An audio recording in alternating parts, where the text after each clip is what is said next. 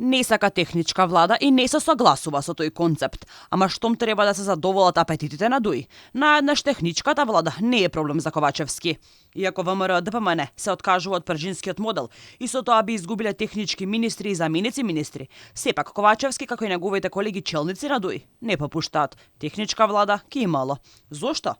Затоа што со овој модел ДУИ ќе го добие она што го договори со Заев, а тоа е албанец премиер во последните 100 дена од владата.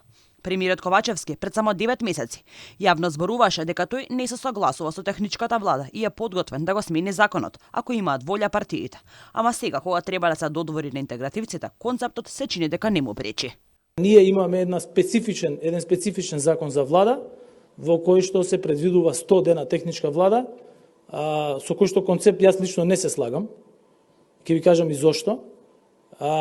Тој концепт на пржинска или техничка влада е договорен во едни услови кога Македонија беше оценета според сите и според нас внатре како заробена држава и сметам дека земја членка на НАТО која што преговара со Европската унија, која што председава со ОПСЕ, земја која што председава со ОПСЕ, ние сме држава која председава со ОПСЕ, сметам дека не треба да има ваков тип на влада пред изборите.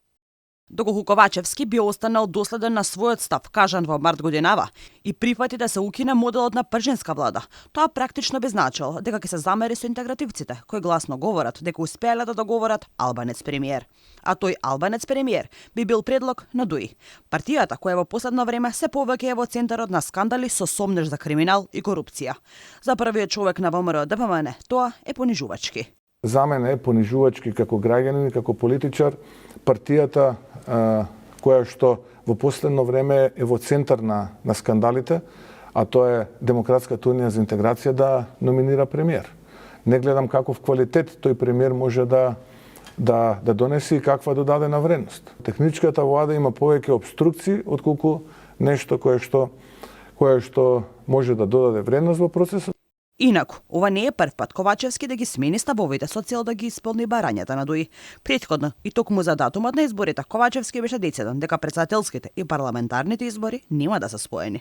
Но штом партијата на Ахмети Даде Амин, цврстото не на Ковачевски стана меко да за одржување на изборите во ист ден.